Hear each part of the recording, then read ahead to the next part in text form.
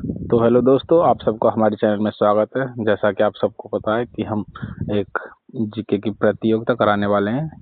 6 से 8 तक के बच्चों का एक सेक्शन होगा और 9 से 12 तक के बच्चों का एक सेक्शन होगा।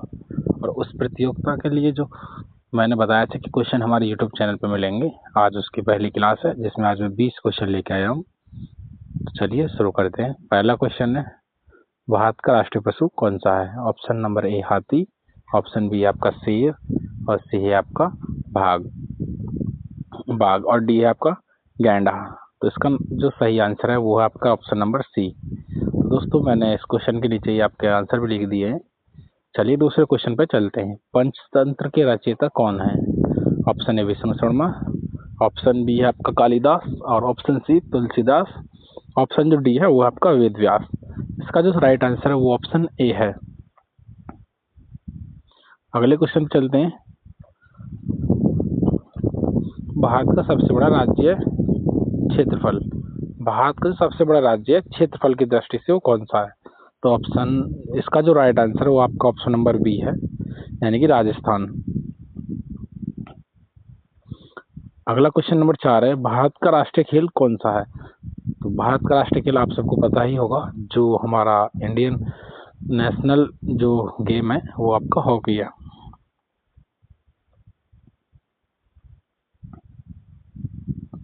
अगला क्वेश्चन है, गांधी जी का जन्म कब हुआ था?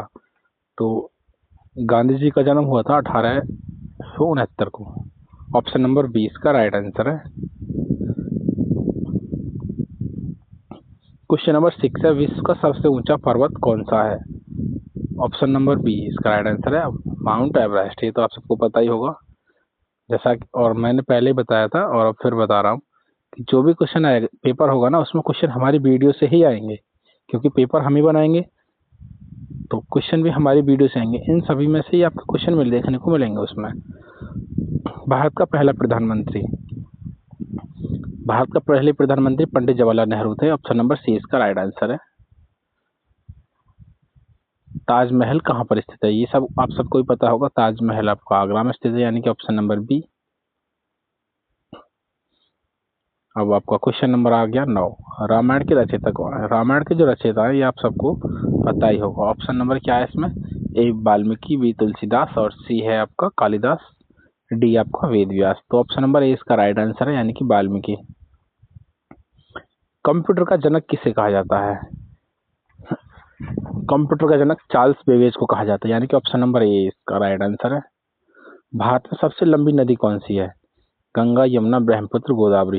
तो भारत की जो सबसे लंबी नदी है वो आपका ए है, यानी कि गंगा। यूएनओ का मुख्यालय कहाँ है? आपका जो 12वां क्वेश्चन है, यूएनओ का मुख्यालय वो आपका न्यूयॉर्क में, यानी कि ऑप्शन नंबर सी आपका एकदम राइट आंसर है। टेलीफोन का आविष्कार किसने किया था? क्वेश्चन नंबर 13 है। इसके ऑप्शन आपको यहाँ मिलेंगे। Option A Graham Bell, option B है आपका एडिसन, न्यूटन, और डी है आपका राइट ब्रदर्स। तो ऑप्शन नंबर ए है इसका ग्राहम बेल ने। क्वेश्चन नंबर 14 है आपका, जनगणमन के रचयिता कौन है? जनगणमन, यानी कि ऑप्शन नंबर 20 का राइट आंसर रविंद्रनाथ टैगोर। आपका जो अगला क्वेश्चन है, भारत का जो राष्ट्रीय पक्षी है वो कौन सा है? तोता, मोर, गरुड़ या फिर कबूतर। तो भारत का जो राष्ट्रीय पक्षी है वो किसे कहा जाता है? मोर को। विश्व का सबसे बड़ा महासागर कौन सा है? हिंद महासागर, प्रशांत महासागर, अटलांटिक महासागर और आर्कटिक महासागर। इसमें आपका ऑप्शन नंबर बी एकदम राइट आंसर है। विश्व का जो सबसे बड़ा महासागर है वो आपका प्रशांत महासागर। आगे जो क्वेश्चन आपका, दिल्ली किस नदी के किनारे बसी है? Option A Yamuna, Ganga, Yamuna, Sutlej. तो ऑप्शन नंबर 20 का एकदम राइट आंसर है। जैसा कि आप सबको बताया कि दिल्ली में भी बाढ़ आई थी, तो यमुना नदी के किनारे ही आपकी जो दिल्ली है हमारी बसी हुई है। चंद्रगुप्त मौर्य के गुरु जो है वो कौन थे? चाणक्य, आर्यभट्ट, और पाणिनि, पतंजलि। ऑप्शन नंबर ए इसका राइट आंसर है, यानी कि चाणक्य चंद्रगुप्त मौर्य के गुरुजी थे। भारत की पहली महिला प्रधानमंत्री कौन थी? सुषमा स्वराज, प्रतिभा पाटिल, इंदिरा गांधी, सोनिया गांधी।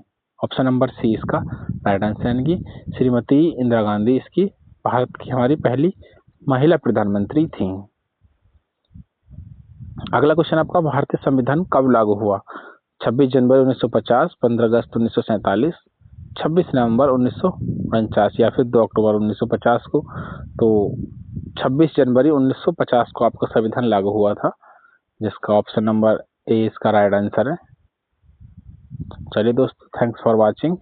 यदि आपको हमारी वीडियो पसंद आई तो लाइक करें, कमेंट करें, और जो बच्चे इस प्रतियोगिता में भाग लेना चाहते हैं उनको बता दें कि इस प्रतियोगिता में जो भी क्वेश्चन आएंगे वो सारे क्वेश्चन हमारी वीडियो से ही आएंगे, इसलिए कहीं और कुछ पढ़ने की जरूरत नहीं है।